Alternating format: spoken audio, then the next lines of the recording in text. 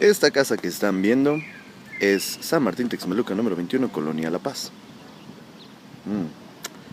Aquí es donde yo viví los primeros 20 años de mi vida. Aquí yo crecí. Aquí inició todo. Soy Aaron B., un músico más.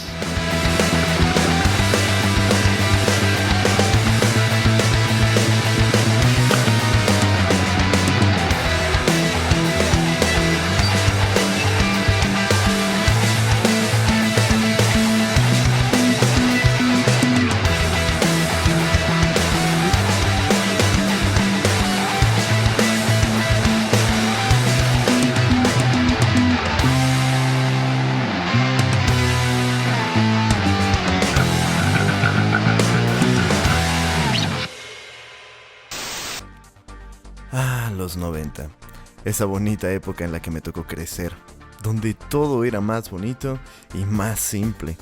Todos los videojuegos solamente tenías que ir hacia la derecha. Las caricaturas de ese momento estaban realmente increíbles. Teníamos cosas fabulosas como los fucking Power Rangers. Los juguetes de esa época eran increíbles y los juegos de mesa estaban en su boom. Podías pasarte horas de diversión con los tazos, con los hielocos, con las Pepsi Cards. En fin, teníamos Simpsons de calidad, teníamos series de calidad. En realidad era una televisión de muy buena calidad. Bueno, con sus ligeras excepciones. María, la del barrio soy. Pero lo que definitivamente sí había era muy buena música. Podías escuchar cosas como Nirvana, Pearl Jam, Stone Temple Pilots, Guns N' Roses, Van Halen, y solo por nombrar algunos de hecho. Crecí en una generación donde hasta el pop era bastante bueno. Y ya entrados en los 2000 la música se ponía cada vez mejor. Mi generación se veía un poquito más irreverente, más contestataria, de repente más oscura. Wow. Por eso no me sorprende que muchas personas que conozco querían ser músicos.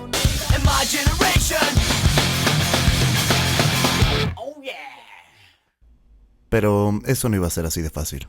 Cuando tomabas esa decisión, los primeros en pegar el grito en el cielo eran los papás. Ya lo pensaste bien, mijito. Elige una carrera que te dé de comer, para que seas alguien en la vida, un abogado, un doctor, algo bonito, porque me va a doler mucho en el alma si después no tienes para llevarle a tus hijos un platito de frijoles o algo. Mijo, piénsalo bien.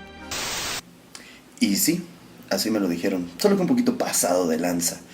La persona que me lo dijo fue una persona que se opuso rotundamente durante toda su vida a que yo fuera músico. El mismísimo y apoteósico Don Maquir González Rodríguez, mi padre. Déjenme contarles un poquito de Don Maquir. Comencemos por el inicio. Yo crecí en una familia bastante extraña y bastante numerosa. Los primeros años de mi vida fueron algo un poquito difícil, puesto que mi papá se separó de mi mamá por problemas severos. ¡Quiero el divorcio! En fin, después de eso mi madre me llevó a vivir con mis abuelos. O sea, sé que cuando digo mi papá, quiero decir mi abuelo, obviamente. Él era originario de Castillo de Teayo, Veracruz, un pueblo muy chiquito y muy poco conocido, pero tiene unas bellezas arqueológicas increíbles y hacen un tamarindo con leche deliciosa. No manches, y ahorita haciendo este video me acabo de encontrar que hay un reportaje del tamarindo con leche y el señor que sale ahí es Don Toño, yo lo conozco, él. Me servía mi tamarindo con leche y era gran amigo de mi papá también. Y bueno, vamos a platicar un poco sobre los tradicionales tamarindos con leche. ¿De qué son los tamarindos con leche? Pues ya escucharon precisamente, pero acá tenemos al especialista. Don Toño, ¿cómo está? Buenos días. Buenos días. Mi padre fue el primer licenciado de su pueblo. Entonces era considerado como el segundo Benito Juárez o algo así. Recuerdo historias de que decían que le iban a hacer una estatua. De hecho, él tiene una placa en la escuela por haber donado los primeros instrumentos para la banda de guerra. Ahí, definitivamente era una persona muy conocida y muy querida por todo el pueblo y por todos sus amigos.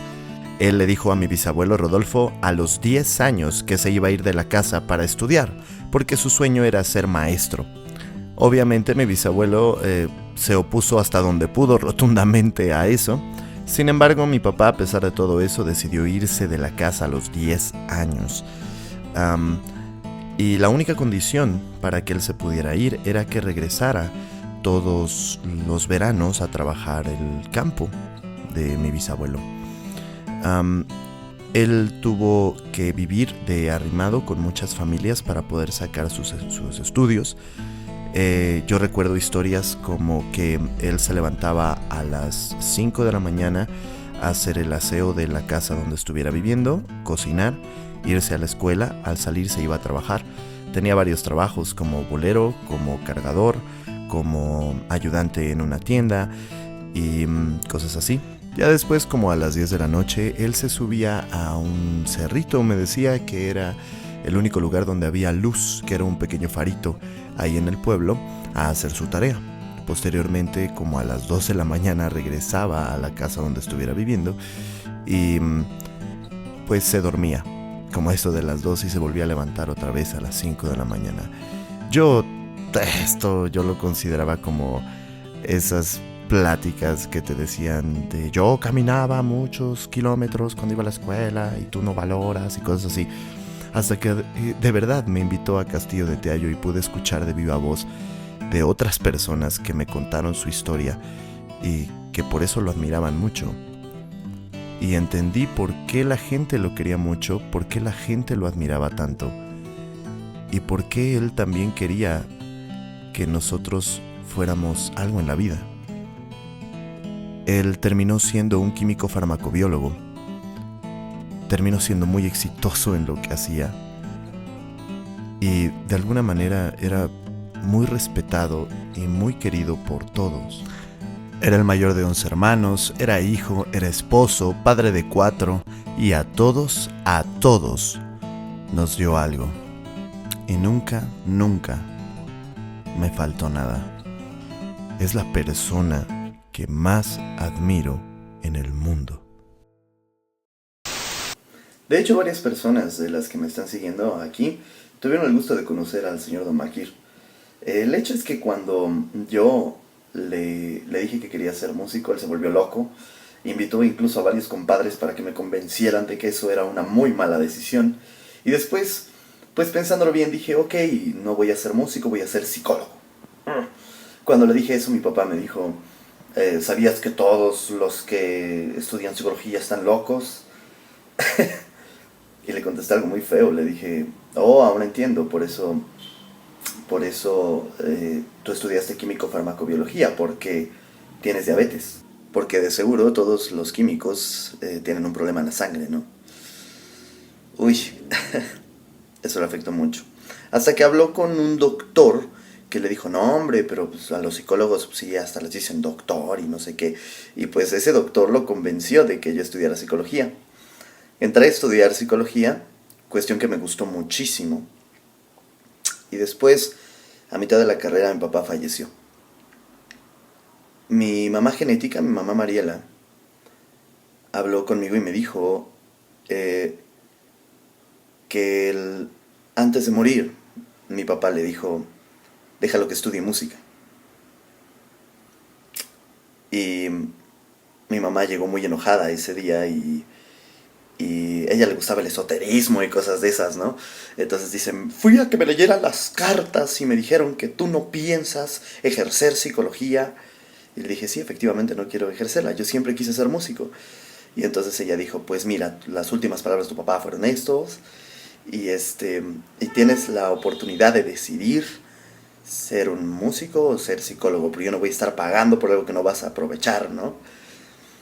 Y en ese momento yo me había enamorado de la psicología, muy cabrón, muy cabrón. Entonces, le marqué a un profesor, amigo mío, que se llama Rafa, para pedirle su consejo, él es como mi gurú. Y me dejó en las mismas, de todos modos. Y decidí continuar con la psicología, hasta que falleció mi mamá genética. Y ya sin mi abuela, sin mi abuelo, sin mi mamá genética, pues ya no tenía realmente a quien o a alguien que viera por mí. Entonces tomé la decisión que cambió mi vida para siempre. dedicarme al 100% a esto. Uy, a veces lo pienso y lo repienso y lo reconsidero en serio. Porque una de las frases que nunca voy a olvidar que me dijo mi papá fue que en una fiesta vale más que digan, mira, ahí viene el doctor, ahí viene el licenciado, ahí viene el abogado, ahí viene el barrendero, a que digan, ahí viene el filarmónico. Nunca voy a olvidar esas palabras. Que te lo diga alguien que tú admiras tanto, duele. Y duele mucho. Pero creo que tenías razón, por una cosa muy sencilla. Cuando tú dices que eres doctor, generalmente te dicen, no, pues mira, yo tengo un problema acá, no sé si tú sepas. Si dices que eres psicólogo, ay, dime cómo soy. Oye, mira, tengo problemas. Si dices que eres un diseñador, te dicen, no, pues sí, mira, traigo una idea. Pero cuando dices que eres un músico, te dicen, ay, qué bonito. Pero lo que realmente no saben es todo lo que implica ser un músico. Cuando realmente te decides hacer esto te das cuenta de que no paras. En cualquier trabajo normal se esfuerzan por trabajar, pero cuando trabajas en el arte tienes que esforzarte el doble, porque de por sí vives en un país en el que no consume casi nada de arte, entonces tienes que chingarle muchísimo más que los demás para poder llegar a alguna parte. Entonces te das cuenta que tienes que seguir estudiar todo lo que tenga que ver referente a la música, estudiar sus orígenes, su historia también, ¿por qué no? Tienes que aprender sobre electrónica para poder arreglar tus aparatos, tienes que aprender acerca de todos los softwares de grabación que existen, más los plugins que pueden existir para que puedas tener el sonido que realmente quieres. Tienes que aprender acerca de instrumentos y saber cuál es el mejor para ti. Tienes que aprender a darte publicidad tú mismo, por ti mismo y para ti mismo. Y con eso me refiero a que tienes que aprender algo de fotografía, algo de video y algo de diseño a huevo. Tienes que saber vender y tienes que saber negociar porque el producto eres tú. Entonces un día despiertas y te das cuenta de que sabes un chingo de cosas y que tu alcance profesional puede ser ilimitado. Eso es el equilátero, idiota. Puedes dar clase, puedes arreglar instrumentos, sabes de electrónica, puedes ayudar a otras personas a hacer diseño, puedes posicionar una banda, puedes grabar, puedes ser un músico de sesión, puedes ser un intérprete o puedes ser un buen compositor que haga música para todo tipo de cosas, como comerciales para radio, como música para cine, etcétera, etcétera y pinches etcétera. Poco a poco, todo esto que te acabo de decir se va a transformar en una sola cosa: dinero. Claro, porque nosotros también somos un negocio, porque esto también es una profesión y porque esto también es un trabajo, pero, compadre, tienes que chingarle mucho. Tienes que trabajar arduamente. Debes de tener una disciplina constante y no dejarse llevar también por la idea absurda de lo que es ser un rockstar. Así que si algún padre de familia en este momento está viendo esto y tiene un hijo y está preocupado porque quiere ser músico, mejor ayúdele a ser disciplinado en todo lo que haga y apóyalo en la música. Solo su público es el que lo va a hacer grande. Y si eres uno de esos aquellos locos que quiere ser músico, no te preocupes. Deja a un lado todos esos comentarios que te hacen daño. No seas lo que otros esperan que seas. Simplemente hazlo. Pero eso sí, con mucho trabajo, mucha dedicación, mucho respeto y mucha disciplina. Gracias a Dios ahora yo tengo dónde vivir, cómo moverme, un taco que llevarme a la boca siempre y pagando mis cuentas. Pero esto no llegó fácil. Pero es como me dijo mi papá: estás muy feo, mijo. Por eso no debes darte el lujo de ser pendejo. Échale un chingo de ganas porque de seguro una persona cree en ti y solamente está esperando tu talento.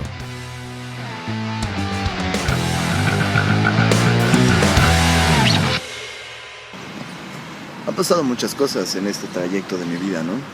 Y fue hasta que mi papá murió que yo decidí dedicarme enteramente a la música. Yo sé que de alguna forma él me está escuchando en este momento. Solo quiero decirte, perdón, papá, si no fui o soy la persona que tú esperabas que fuera, ¿no? Pero mírame, Muerto de hambre no estoy, sigo igual de gordo. Te quiero, padre. Pero tenía que hacer mi vida.